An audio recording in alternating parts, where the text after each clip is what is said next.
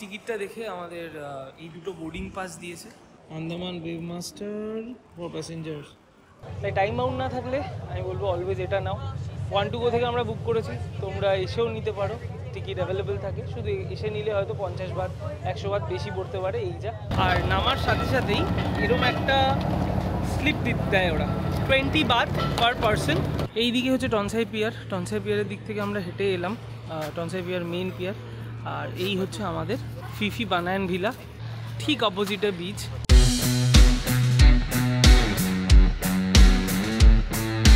Good morning everyone and welcome back to our channel.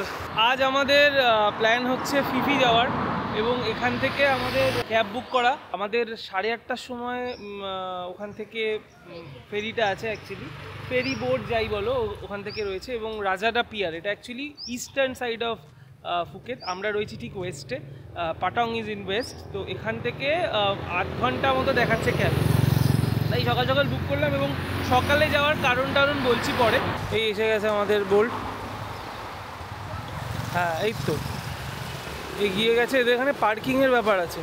আমাদের boat ছাড়বে রাজাডা peer থেকে 8:45, 8:44 না 8:30, সরি 8:30টায় ঠিক। এবং টিকিট ওয়াইজ টাইমিং দেখাচ্ছে আমাদের 8টার সময় ওখানে রিপোর্ট করতে হবে ওই পিয়ারে। আর আমরা যেহেতু একদম ওয়েস্ট সাইডে রয়েছি, আর রাজাডা পিয়ারটা একদম ইস্ট সাইডে, তো ওই জন্য আমরা হাতে টাইম নিয়ে বেরিয়েছি। হ্যাঁ, সানরাইজটা দেখাও খুব সুন্দর লাগছে দেখতে। জাস্ট এসে পৌঁছালাম রাজাডা হারবার, বাজে 7:25। টাইম এখানে একদম খুব পারফেক্ট। রাস্তাঘাটে জ্যাম সেরকম হয়, ওই পাটং এরিয়াটা প্রচণ্ড জ্যাম হয়, বাট বাকি যা ফুকেট দেখলাম খুব একটা সেরকম জ্যাম নেই। আমাদের এখান থেকে ক্রুজ এটা হচ্ছে রাজাডা পিয়ার, রাজাডা হারবার। পিয়ার অ্যাকচুয়ালি ওই পোর্টের ওই ভিতরের দিকটাকে বলে, আর হারবার এটা।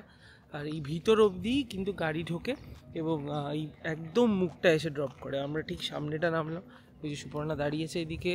8:30টায় ফার্স্ট ক্রুজ ছাড়ে, তো এখানে টাইমিংও দেওয়া। 8টায় চেক ইন, এখনও খোলেনি, তাই সবাই বাইরে ওয়েট করছে। এই হচ্ছে আমাদের বোটের শিডিউল এই ফিফি যাওয়ার জন্য। এইটা 8:30, 10:30টায় পৌঁছাবে। গেট 2 আর 3 থেকে চেক ইন হবে। এখানে ক্রাবিরও রয়েছে, যেটা রাইলি হয়ে যায়, তারও টাইম দেওয়া। আবার কোলানটা যাওয়ারও রয়েছে।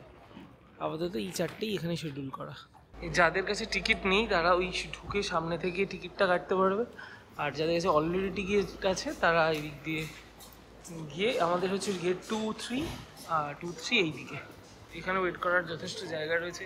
এখানে খাবার পাওয়া যায়, প্রচুর অপশন রয়েছে, ব্যবস্থাপনা একদম টপ নচ, কোথাও কোনো অসুবিধা হওয়ার জায়গা নেই। এইখানে চেক ইন ফিফি ক্রুজারের, কাউন্টার নাম্বার 10।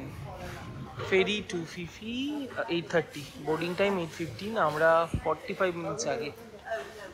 আমাদের ফেরিটা হচ্ছে এই আন্দামান ওয়েভ মাস্টার, আর ওটা চেক ইনের দেওয়া রয়েছে। আমাদের বললো এই সামনে যে লাইনটা রয়েছে ওই লাইনটার ওখানে গিয়ে টিকিটটা দেখিয়ে নিতে।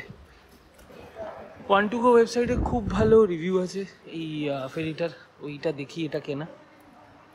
এবারে অ্যাকচুয়ালি এক্সপিরিয়েন্সটা কেমন এটা একটু পরেই বুঝতে পারবো। টিকিটটা দেখে আমাদের এই দুটো বোর্ডিং পাস দিয়েছে, Andaman wave master for passengers. এটা হারিয়ে গেলে কিন্তু ফাইন আছে 50 বাত। যাই হোক, হারানোর প্রশ্ন আসছে না। আর একটা করে স্টিকার দিয়েছে জামায় লাগানোর, যে আমরা এটাই যাব তার জন্য। এই হচ্ছে স্টিকারটা। এই 3 নম্বর গেট থেকে ছাড়বে 8টার সময়, এখানে ওয়েট করতে বলেছে। তো বাকি হচ্ছে এখন বাজে 7:38, সব তাড়াহুড়ো করতে হয়নি, তাও 20 মিনিট আগে সব কিছু হয়ে গেছে। এখন দেখি ওখানে একটু কফি টফি বা কিছু খাওয়া যায় কিনা। 20 মিনিট পর বোর্ড করবো। এই বোর্ডিং স্টার্ট হয়ে গেছে, এটা আমাদের এই সামনে দিতে হবে, আর দিলেও একে একে ভিতরে ঢুকতে দিচ্ছে। টাইম একদম পারফেক্ট, 8টায় শুরু হয়ে বলেছিল, ঠিক 8:02 বাজে।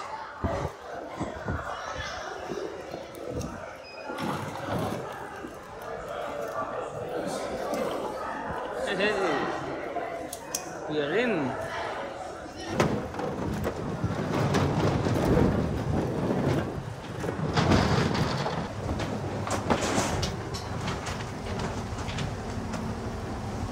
Hello. এই বোটটায় লাগেজের কোনো লিমিটেশন নেই, মানে যে যে কটা খুশি আনতে পারে। ওরা বড় লাগেজগুলো বাইরে এরকমভাবে একের পর স্ট্যাক করে নিয়ে নিচ্ছে, কারণ সবাই গিয়ে নামবে একই জায়গায়। উপরেও বসার জায়গা রয়েছে, এখানে এসে একটু পরেই ছবি টবি তোলা যাবে। বাট সমস্যাটা হচ্ছে এখানে কনস্ট্যান্ট এই রোদটা খেতে খেতে যেতে হবে, সূর্যের বেশ ভালোই তেজ। তো এখানে একটু টুকটাক ছবি তোলার জন্য আসা যেতেই পারে, বাট পুরোটা এখানে বসে যাওয়াটা খুব একটা ওয়াইজ আমার মনে হয় না, অ্যাটলিস্ট এই ওয়েদারে তো নাই। এখন আরাম লাগছে, সকাল 8টা বাজে, বাট 10:30 অবধি জিনিসটা যাবে ততক্ষণ এই আরামটা চলে যাবে। তাই নিচেই বসছি, আর উপরে এসে আমরা জাস্ট একটু পরে ছবি টবি তুলে চলে যাব। আমাদের যেহেতু স্ট্যান্ডার্ড টিকিট, তাই আমরা নিচে গিয়ে বসছি। উপরে এখানে বসার জন্য 100 বাত এক্সট্রা লাগে, আর আরও একটা ক্লাস রয়েছে যেটা একদম উপরে, ওখানে বসার জন্য লাগে 500 বাত এক্সট্রা। তবে ওখানে বসার একটা সুবিধা হচ্ছে তাদের রয়েছে একটা সেপারেট টেরেস, যেটা বাকি ক্লাসগুলোর জন্য অ্যাক্সেসিবল নয়। সমুদ্রের এই উপরে দাঁড়িয়ে যাওয়ার ফিলিংসটা সত্যি অসাধারণ। নিচে বসে ওই ব্যাপারটা আসছিল না, তবে আমাদের প্ল্যান ছিলই যে আমরা একটু পরে উপরে উঠে আসবো, কিন্তু একদম ডেকের সামনেটা হালকা জল ছিটছে, আর তার সাথে এখানে ছবি তোলার জন্য খুব সুন্দর। প্লাস বললাম না, ভিতরে যত ঢুকবে সমুদ্রের কালারটা চেঞ্জ হবে। এখন পুরো নীলচে কালার, সূর্যের যে দিক থেকে পড়ছে সেদিকে কম বোঝা যাচ্ছে না অত, বাট এই দিকটা খেয়াল করলে দেখো এই দিকটা নীল, ফিলিংটা অসাধারণ। আর যদি কারো বমির ভয় থাকে, এখানে একদম সেই জার্কিং বাম্প কিচ্ছু নেই, খুব স্মুথ যাচ্ছে, প্রচণ্ড কমফোর্টেবল জার্নিটা। শুধু এই যা স্পিড বোটে 1 ঘন্টা লাগে, এটাই 2 ঘন্টা লাগে, এটা আরামসে যায় আস্তে আস্তে। তাই টাইম বাউন্ড না থাকলে আমি বলবো অলওয়েজ এটা নাও। 1 to go থেকে আমরা বুক করেছি, তোমরা এসেও নিতে পারো, টিকিট অ্যাভেলেবেল থাকে। শুধু এসে নিলে হয়তো 50 বাত 100 বাত বেশি পড়তে পারে এই যা, বাট এইভাবে ফিফি যাওয়াটা আই উড রিয়েলি রেকমেন্ড, প্রচণ্ড ভালো। আমাদের ফেরি এগিয়ে চলেছে ফিফির দিকে, আর এতটা এনজয় করবো এই জার্নিটা সত্যি আমরা এক্সপেক্ট করিনি। একে তো এই টিকিটটার দাম স্পিড বোটের থেকে অনেক কম, তার থেকেও বড় কথা এত কমফোর্টেবল জার্নি, যেটা কিন্তু স্পিড বোটে একেবারেই হবে না। তাই হাতে সময় থাকলে এই জার্নিটা করো, হাতে সময় না থাকলেও প্ল্যান করো এই জার্নিটা অ্যাটলিস্ট পুরো ট্রিপে একবার করার, খুব ভালো লাগবে। জাস্ট এসে ল্যান্ড করলাম ফিফিতে, আর আমাদের নামিয়েছে হচ্ছে টনসাই পিয়ারে। এর আগে এক জায়গায় ড্রপ করা ছিল, ওটা ওই অন্যদিকে, ওদের ডে ট্রিপ ছিল যাদের, তাদের মাঝ সমুদ্রেই অন্য একটা এসে নিয়ে যাচ্ছিলো। আর যাদের লাগেজ আছে, মানে যারা হয়তো এখানে স্টে করবে আমাদের মতো, তাদের এসে নামালো টনসাই পিয়ারে। আর নামার সাথে সাথেই এরম একটা স্লিপ দেয় ওরা, 20 বাত পার পারসন। এটা হচ্ছে অ্যারাইভাল ফি বা ল্যান্ডিং ফি যাই বলো। মোট কথা এই ফিফি আইল্যান্ডে আসার জন্য এখানে আসতে গেলে এই 20 বাত পার পারসন দিতে হবে। এটা ওয়ান টাইম, মানে রেগুলার হিসাবে নয়। আবার এতে তুমি যারা 3 দিন থাকবে তাদেরও 20 বাত, 1 দিন থাকলেও 20 বাত, 5 দিন থাকলেও 20 বাত। এটা হচ্ছে টনসাই পিয়ার।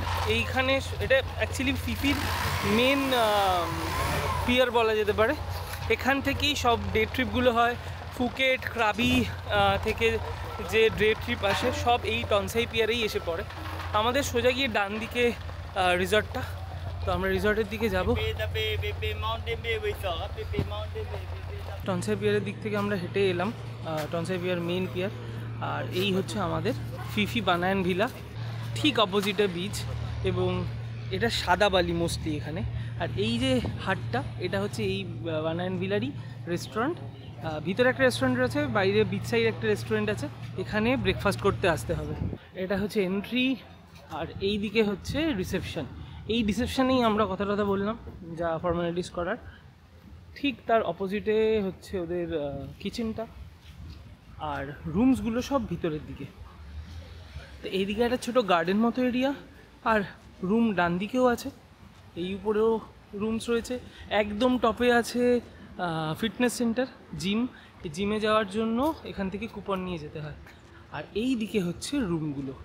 তো আমাদের এখানে শৈশব উৎসব করে দিয়েছি, পাসপোর্ট চেক করে নিয়েছে, রুম নাম্বার 208 লিখেও দিয়েছে, কিন্তু আমাদের রুমটা এখনও রেডি নয়, কারণ এখন বাজে 11:40। চেক ইন টাইম নর্মালি 2টো। ওরা বললো একটু পরে আবার এসে চেক করো, যদি হয়ে যায় তাহলে দিয়ে দেবো, কিন্তু এখনও রেডি হয়নি, হয়তো 11টায় চেক আউট করেছে। যাই হোক, সেটা তো আমরা মানে জানতামই, যদি আগে দিয়ে দেয় সেটাই ভালো। কিন্তু এই প্রপার্টিটা প্রচণ্ড সুন্দর। প্রপার্টিটা একটা ছোট করে ট্যুর করিয়ে দিই ততক্ষণ, কারণ এখন তো সেরকম কাজ নেই।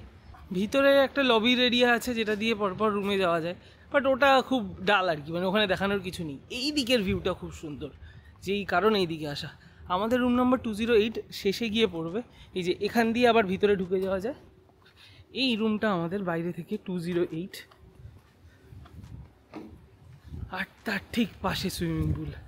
সুইমিং পুলটা এত সুন্দর, এত কালারফুল, দেখেই মনটা ভরে যাচ্ছে। এটা হচ্ছে সুইমিং পুল এরিয়া। এই দিকের রুমগুলো সুইমিং পুল ফেসিং। আমাদের রুমটার বারান্দা থেকে অ্যাকচুয়ালি সুইমিং পুল দেখা যাবে, বাট সুইমিং পুল দেখে তো লাভ নেই, সুইমিং পুলে স্নান করতে হবে। আর এই পুরো গার্ডেন থিমেই কিন্তু পুরো রিসর্টটা। বেশিক্ষণ না, আমরা মোটামুটি ওয়েট করলাম 45 মিনিট মতো।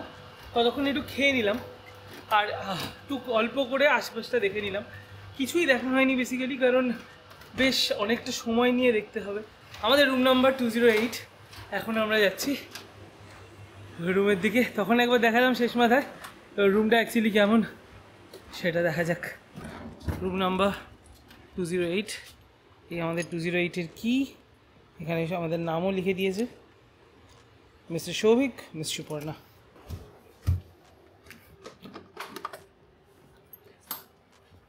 নাইস, সুন্দর রুমটা।